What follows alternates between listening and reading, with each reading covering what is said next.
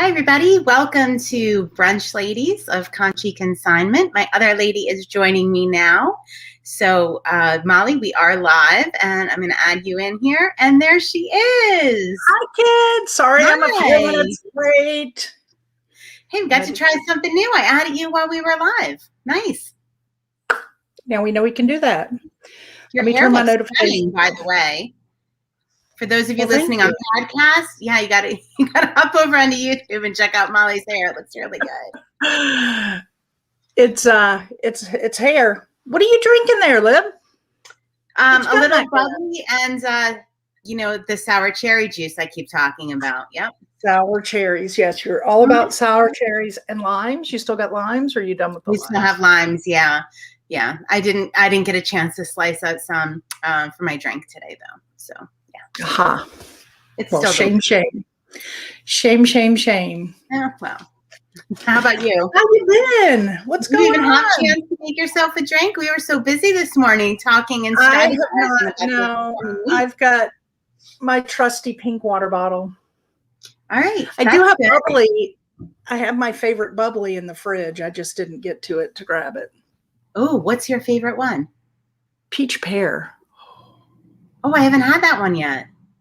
It's the best. And I typically don't like hold on. There we go. I typically don't like peach flavored things. I like a real peach, but I don't like things flavored peach. But because this is natural flavoring and it's got the pear, love it. All right. I think I love to try the different flavors and yeah. I can't even say I can pick a favorite. Yeah. Polly had a key lime one at her house that she wasn't crazy about, but I loved. I don't like the key lime either. Cal likes it. I'm not a big fan. All right. No. Well, you know where to send it. we go between the bubbly and LaCroix. We like them both equally. We have a love of both. So Nick came back I'm still at my mom's in South Carolina for a couple more weeks, getting her situated. But Nick came back and brought it's like a raspberry something LaCroix. And it was like raspberry, but it was a Razza something or another. And it was pretty good. Still I don't think anything's ever going to take away the peach pear for me. I like watermelon on both bubbly and LaCroix. I love that either. See, I usually get the cast-offs. Yeah, so I rarely buy it. It's usually it's a long story, but anyway, I take what's given. I take what's given. So maybe one day it'll be watermelon. Well, I just bought 2 cases of mixed, 2 24-packs of mixed LaCroix. Both have different flavors in them. One was like a plum something, because we have a weekend at the lake this coming weekend. And so I had to take my mom to Sam's. So I bought these 2 and I was like, oh, there's some new ones in there. So I'll report back next week. All right. Do you want to tell us a little bit about what's going on this coming weekend? Or just keep it under wraps and we'll talk about it next weekend? We can talk about it this coming weekend. Are you talking about my life? My life with my madre? Yes. Occasion?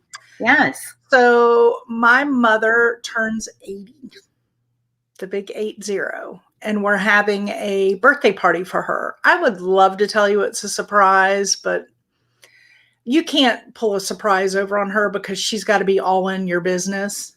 I know you're going to have a party for me. I want to make sure this person's invited. I know you're going to, where do you think we should have the party? Like, just fine, Mom. Here's what we're doing. Yeah. So it's not a surprise, but we are having a party for her. Her birthday is on the 29th, but we're having the party on the 24th. I had originally scheduled it that day because her birthday is not on a weekend, and thought it would be better to do it the weekend before, because when you get beyond that, you start really getting into people with kids getting ready for school, college, that kind of thing. So, and I knew we'd have several out of town guests come in town. So I was trying to be kind of, thinking of that too. But anyway, we're doing this big party, and before my mom's accident and me moving into the house here to help her sell it, we rented a lake house because I knew my cousins and all might want to stay here with my mom. So Nick and I rented a lake house so that our friends could come stay and we'd actually have a little vacation too with the party. Little did I know that vacation is much more needed now after being here for the last month, going through mom's house. I'm really looking forward to a weekend at the lake. I bet. Yeah, so that's kind of, but it's her birthday's exciting. She's so excited for it. She calls me constantly. Again this morning, did you know Donna and Keith are coming? Yes, I know Donna and Keith are coming. Yes, I know. Yes, I know. So, and what she doesn't know, the one surprise that I think I'm going to get away with, I think, is that I'm making her a video to show at the party. And the one beautiful thing about the timing of going through her house is I have been able to compile a bunch of old photos into this video, like from her childhood and her debut and, into early years of marriage, and which I think I've talked to you about some pictures I just had never seen before. So it's going to be pretty cool. I'm hoping she doesn't find out about it, but who knows? I mean, she even told me the other day, a little birdie told me you met Lee at the church. And I'm like, there were two people at that church. Hopefully she doesn't have any brunch lady connections. She doesn't. That would be horrible. She doesn't have that, but let me tell you, this is a small southern town. So everybody knows everything about everyone. It's that typical.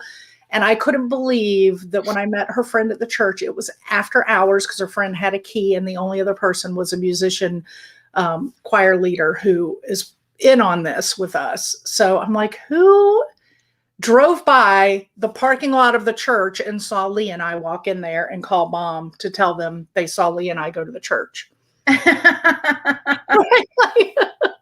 For the love of a small town life, right? Yeah, right. Wow. So, yeah.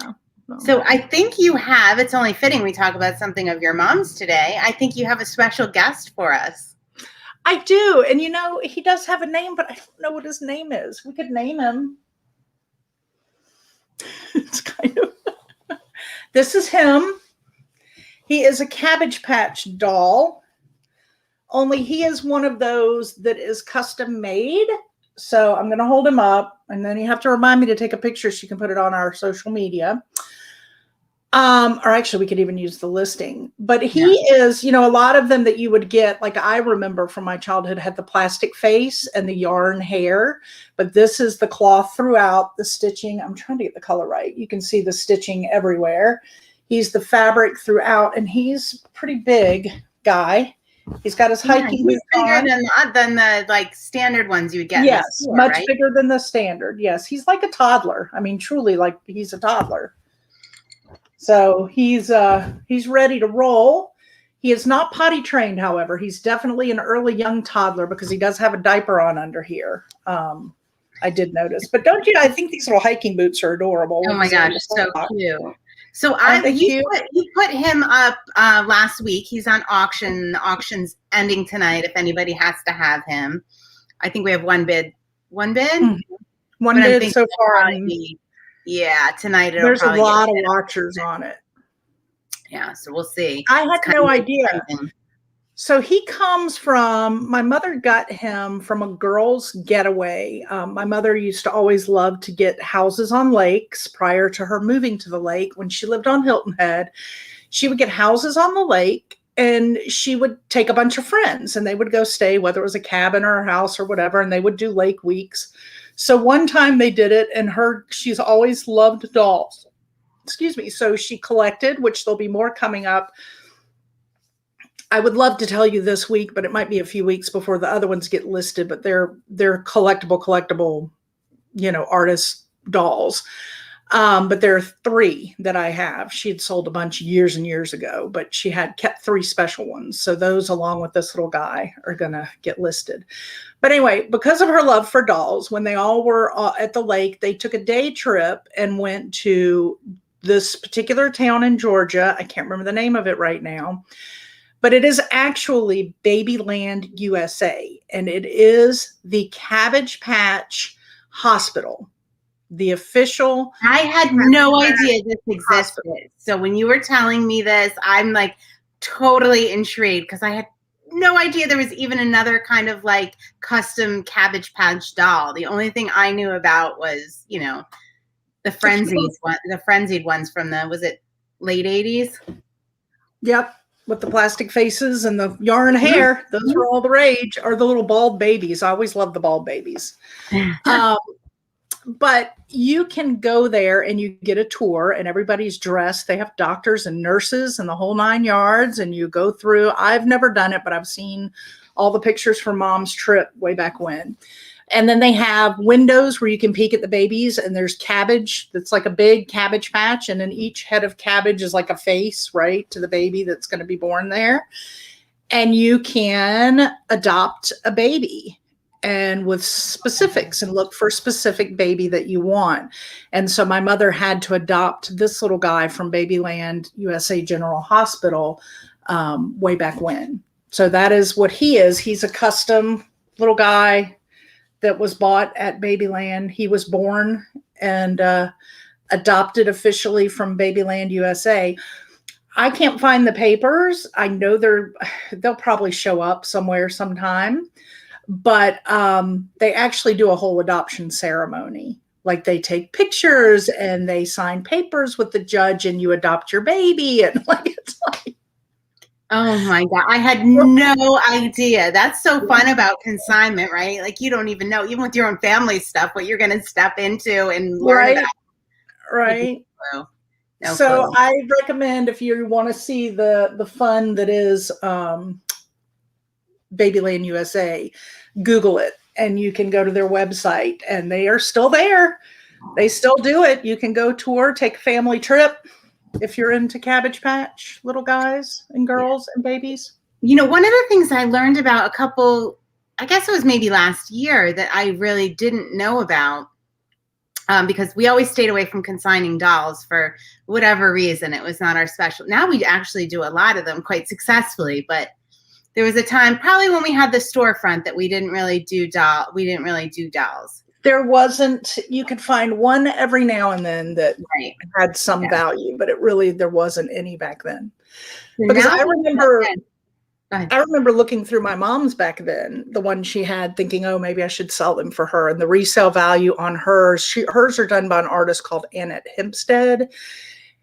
And her Annette Hempsteads had zero value, and they're usually a couple hundred to $800 to $12,000. I mean, they go up, but now the value is back in them.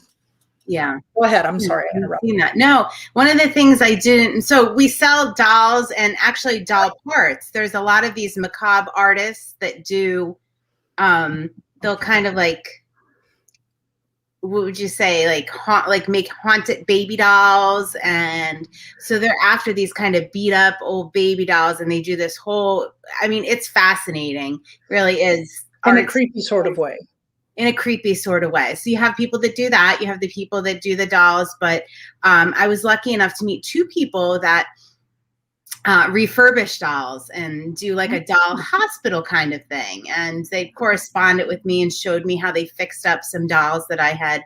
They were actually from auction, not a consigner. I got a very large lot of dolls like Shirley Temple and things like that. And I was lucky enough to have them send me photos of how they refurbished the dolls. And I was telling my mom the story, and my mom was like, yeah, when I was a kid at Scranton Dry Goods, like a department store, right? Okay. They had a doll hospital. I think it was Scranton Dry Goods. They had a doll hospital where you would bring your dolls in, and they would, you know, if they needed a new hair or something broke, and they would fix up your dolls. And it was this doll hospital. And I guess that was fairly common in department stores and cities, that they would have this and they would care for the dolls and they would fix them up. And I just thought that was so cool. Like in our disposable world. Yeah, it was a little stretch of the brain for me to picture that. Well, I wonder if your people could fix one of my mom's dolls' hair is a little messed up and needs to be fixed. Oh. I was just the back and forth. Do I sell it as is? Do I try to get it fixed up? We Oh, might might need to have reach to look out. into that. Yeah. We I might know have the to one reach is out. in the one woman is in the UK, but the other is here in the United States. So Well, you'll have to share that information. We'll have to reach out, maybe send yeah, some pictures and say, what would you do? You right, know? right, yeah. Oh my It's always nice to have connections of experts in fields like that. Yeah. I think I have a video on our YouTube, on the YouTube channel about the auction lot that I got some of the dolls from. It Ah, was my son and we were at an auction. We saw this old suitcase, and it was toward the end of the auction. And there was like what looked like a composite Shirley Temple doll leg sticking out of it. So we bid on it. I think we paid $2 for the lot or something. oh, wow. Yeah, it was so And fun. in it were all the creeper dolls. There were some creeper dolls in it. There were beautifully pressed baggies of handmade doll clothes. They've all since Oh, sold. wow. Yeah. But yeah, handmade doll clothes. Yeah, it was so much fun to go through. And That's somebody really did neat. such care. And they're probably in there since the 60s, I would say. In this suitcase, but a lot of them were older, but it was packed away and all the clothes were neatly ironed and pressed. It was so much fun. But there's a video of I think the Shirley Temple coming out of the suitcase on YouTube there. Maybe I'll link it up in the show notes. You should. You definitely should link it up. Yeah. For sure. For sure. Yeah. So I've learned a lot about dolls in the past couple of years. And who knew? Because I never was a big doll person. I mean, when I was little, but when my mom started collecting them, I'm like, why do you want these? You know? And of course she'd bring people home to visit, because she started that kind of during my college years, really. I think in high school, maybe she bought one or two, and then it kind of flourished from there. It was empty nesting. It was empty nesting and replacing my brother and I with all these dolls. But you'd walk in the house and she'd have them displayed, and you're like, ew, no. You're like, that one's eyes seem to be following me as I walk through the living room. Yeah, it's not for everybody. It's not for everybody. No, but yeah. Anyway, good stuff. So keep an eye out. We'll see, because the bidding on the Cabbage Patch, our little guy back here, my little toddler, ends tonight. Yeah, I think tonight. I don't remember what time, but we'll be watching it. We'll be watching and see. Yep, that'll be fun. That was a good example of things that we really couldn't. We couldn't price accurately. Like, we had to let the market determine the price. Like, we set the base price. Yep. But you can look up comps all you want, but there's not another one in that condition. Right. That looks like it, because it's from Babyland USA. So it's not, there's nothing exactly like it. And I think the people who are collecting those from Babyland, they know it's a one of a kind. It's not, you're not going to find its twin brother down the road unless they were actually sold as twins. So right. Yeah, that's a good example. I mean, we don't do auctions very often, but this is like a prime example of a case that you need to do an auction in order to it was necessary. Yeah, it's necessary. Yeah. It was necessary. Yeah. I'm like pulling it up right now just to peek. All right. Updates. I just am curious if on the time left on it. So it ends in 8 hours and 38 minutes. We have quite a bit of time left then. Yeah. No sitting by the phone. We love a good auction every now and then. It just kind of spices things up, It definitely does. It definitely does. And you hear ching, ching, ching, ching when it gets fed up. Or, sometimes it doesn't. But I think in this case, people like to wait till the last second is the thing. And I'm going to jump subjects, but it kind of ties into all this again. Sure.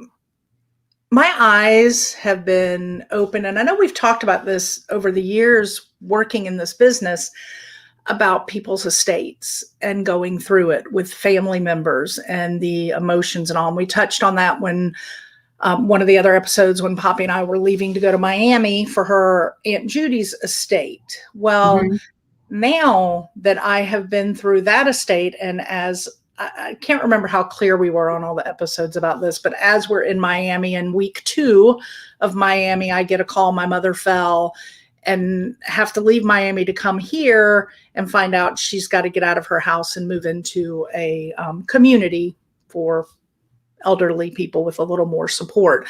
So now I'm here with her estate. So the estate thing is clearly all in the front of my mind right now, because I have been in it now for 6 weeks between Aunt Judy's and my mother's. Yeah. Going through 2 different houses. And I got to tell you, Poppy and I were talking about it the other day. I have to go home and start going back through my stuff, because I don't want to do to my son what's been going on here for the past 4 weeks and Aunt Judy's for 2 weeks. And it's just tough. It's tough. And a lot of it, you don't know what it is. So I started thinking about ways to organize those kind of things that I have to keep. So I am really like refocused now on organizing and going through and determining value of stuff. As, is it just stuff, or is it something that's going to be meaningful down the road? Yeah, I mean, I think so. We decided this morning that we're going to be concentrating on that in our consignment business and bringing tips and tricks to you and our thoughts on, how consignment ties in if you, are downsizing, or if you're just living your life and you have kids, how to kind of step through that process thoughtfully. And so we're going to be focusing on that. So check out social media. Some of it's going to be fun. Some of it's going to be practical tips. We all approach this a little differently, but just different ways to think about this. And we'd love to hear your feedback on these posts of ways that maybe you've been through this before, and maybe you've learned something that we haven't learned yet, of thoughts and ideas, but you don't realize. I guess I didn't realize. I shouldn't say you. I shouldn't put this on all of you. I didn't realize either, and I start to kind of pick things apart. I'm an observer. My husband, everybody always says you really should have been like a psychologist or a life coach or somebody because I observe people, and I always try to understand why people do things and try not to judge people's actions right off the bat, because typically there are reasons why that happens. And you can typically figure that out over time or decide just to let it go. But anyway, there's a lot of psychological baggage, I think, that comes with this whole process. Not just you going through it, or the person like my mother who's now been displaced into a whole nother lifestyle. So she's going through emotional baggage and psychological, just trying to figure it out. And it's like going back into high school for her. It's like she's moved into a new school. I feel like I just took my kindergartner and dropped him off at, a whole different school, because it's, who's going to sit with me at lunch? I don't know anybody. So there's that aspect of it. If it's somebody that's actually having to change their lives. But then now I'm looking at it as what made her think she needed all of this. One woman in a house, and everything I open is full of stuff. Yeah. So like the psychologist, natural part of me that always loves to observe and learn and understand people is now spending my time like, what would make her think she needed to put all this in this drawer and not just let it go? What tied her to this stuff? Yeah. So it's making me rethink myself. And even Nick said when he left here to go home, he goes, Molly, when we're all said and done, we are going to start going through room by room again in our house. And we are going to declutter, because we refuse to do this to Cal. And a lot of like people that are cleaning out estates, I mean, maybe some of you are doing this. Often it's people who have lived through hard times and the depression at this point in time. And we're going through estates like that. So they didn't get rid of anything, or it was very hard. And I mean, you can totally identify like living through a period of such scarcity, while the idea of getting rid of something useful was abhorrent. Like you just, I mean, you can see that. And it's simple little things of the change too. And I know I'm getting a little more personal with my mother here, but like she had to go to Sam's yesterday. Like you're in a 1-bedroom cottage. Really, you don't need to go to Sam's. No, I have to go to Sam's. Okay. You know, so I took her to Sam's and it was fun. I mean, we had a nice morning. She even called me later that night and I really had a nice morning with you this morning. So it was fun. Yeah. But she just had to get her toilet paper and paper towels. She had to get them. And then I was like, okay, all right, we'll get them. And then she got back and all of a sudden we're standing in her apartment. She goes, I don't know what I was thinking. Where am I putting all this? I said, well, we'll get as much as we can. And then I'll take the rest back to the house. And then we'll fill you back up before we leave. And if there's any left, we'll figure it out. But she's got to get used to that. But, one person buying in mass bulk, I think you're probably right of kind of some of that era too of I gotta make sure I got backup. I gotta make sure I got enough. I mean, we live in such a world of abundance right now that it's hard to put yourself in that mindset sometimes. Like whereas it may be very easy for me to say, all right, just get rid of that. Right. It means something very different to somebody that's lived through a period of scarcity. So. Right. Yeah, it's hard. It's an adjustment. She called me this morning. I don't have enough towels, Mom. You've got 5. Trust me, one person doesn't need more than 5 towels. You're good. You got somebody who's doing your laundry once a week. You don't need more than 5 towels. I guess you're right. She is seeing it, but she's just used to something different. Right. So it's interesting. So it'll be interesting to me personally going through Aunt Judy's and now my mother's, what I'm actually going to end up doing when I get home and start going through mine. Oh, will it be as easy as I think it's going to be? Or will I struggle more? Or like, I'm curious, like how I'm saying all this now, but when I actually sit down to do it, what's it going to be like? Yeah, I don't know. For me, like even I didn't realize when I first opened the business how much of a therapist I would need to be, because I am somebody that is, I would say I'm more on the minimalist side. Like I don't like stuff around. There are very few things I'm attached to. I mean, we joke that, I might sell my kids, but I always say that Libby will sell her kids if they're not careful. And those of you that haven't heard this story, yes, I did sell Molly's chair out from under her one day while she was in the back room at the store. She literally sold my chair. Yeah, she came out and it was gone. I just don't, so consignment's a great business for me, right? Because I don't, but I've had to learn a lot about the psychology of people's attachment to things and how to be mindful of that and how to be empathetic a lot because it was very foreign. It was very foreign to me. And I did going into the business, I didn't really expect to be doing that so much. But I've learned so much from people. Oh my gosh. The things are just things. We're going to share some great quotes on social media that we found that we just love. So we'll share them with you. Maybe that'll help other people too, because it helps me when I read them. Yeah. And I'll be revisiting them when I get home to do my house cleanup. I'm going to take a little break first.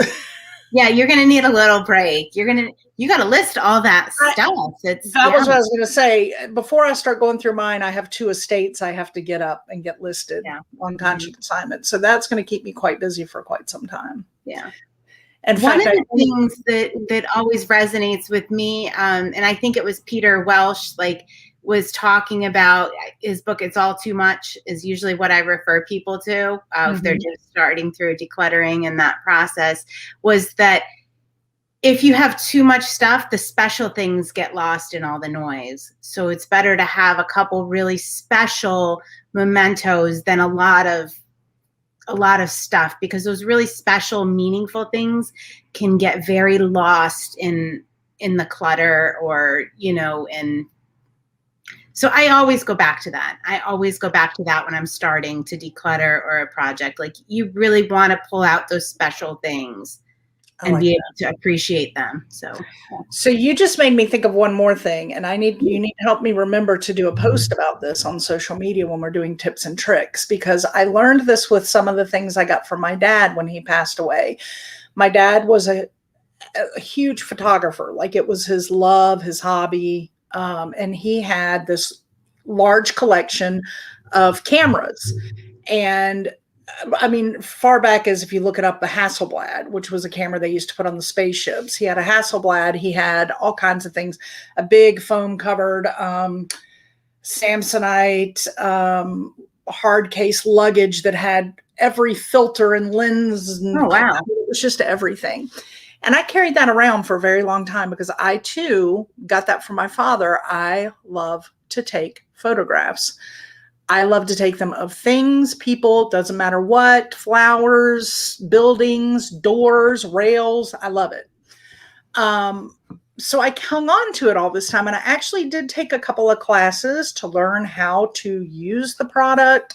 I took darkroom twice for processing the film. But in the end, I realized I'm really never going to truly use this stuff. I'm just not. It's everything else now is so easy with the digital world and the nice cameras that you have.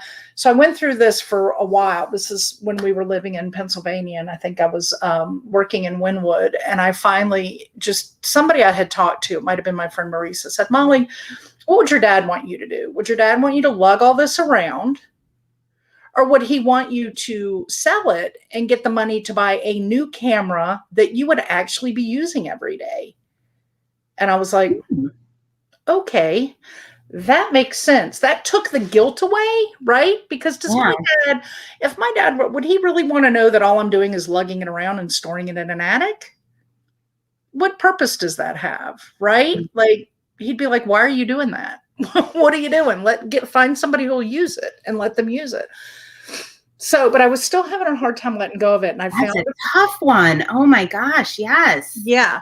So I found a photographer in a company in Wynwood who dealt with, they do film processing, they're a film store, but the guy that owned it also was very much a collector and a seller of cameras and things. And so I went and met with him, and he was just jaw dropped. Like, this is awesome, blah, blah, blah, blah, blah, blah. Well, in the end, we did a trade, and I got a new camera, new lenses, telephoto lenses, things like that, the bag and all this, and then some monetary back too. And he took those. But what he did for me, and I'm using this idea now with my mother, is he took my dad's all my dad's equipment, and he took professional photographs of my dad's equipment and then gave me the photos. So now I'll always have the memory of my dad's equipment that he loved so much, but instead of lugging around all the equipment that I'm never going to use, that now has gone to somebody who is using it. But I have the visual memory to share and go, oh, look at these amazing cameras your great grandpa had back in the day. These were his, and he loved to shoot. So I did the same. Like, my mom didn't want to get rid of some awards she had. I was like, what are you going to do with those? And then all of a sudden I went, oh, wait a minute. I said, Mom, how about this? I'll take some good pictures of them, and you can have the pictures on your phone if you ever want to look at them, share them with friends about your awards, put them on Facebook, whatever you want to do with them, but you'll always have the images. And she was like, oh, I like that. That's great. Wow. Yes. There's a tip. If you're really back and forth because of the memory part of it, but you'll never use it, get really good photographs of the item so that you always have it. So smart. Oh my gosh. We could do a week just on that. Right? Ta-da! I'm done now. Peace. My job is done here. Oh, that's great. That's great. Yep. So anything else we got to hit on here today? What? Anything else we need to chat about today before we get to work? You better get back to organizing. I know. I'm getting ready to list a few items on eBay first. All right. And we'll be looking forward to the end of that. We'll report back next week. Oh, next week we're going to do a very special brunch, ladies. It's going to be the evening edition. Oh, that's right. Happy hour. Yeah. Evening edition. Sunday evening. 5 o'clock. Isn't that what we said? 5 o'clock. Yep. We're going to do brunch 5 ladies o'clock at 5 Sunday o'clock evening. next week. Just this one week. We're going to mix it up a little bit. And we're kind of looking forward to that. And, so those of you that have had a hard time with the morning hours can jump over and meet us for a little happy hour. Yeah. All right. I like it. I like it. I like it. Happy hour. Yep.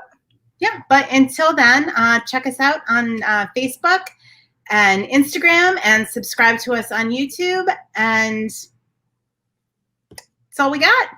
That's all we got. Give us a comment. Tell us if there's Well, we something. got way more than this, but oh, we do. We could go on for days and days and days, but you know, right. But save it for another one. All right.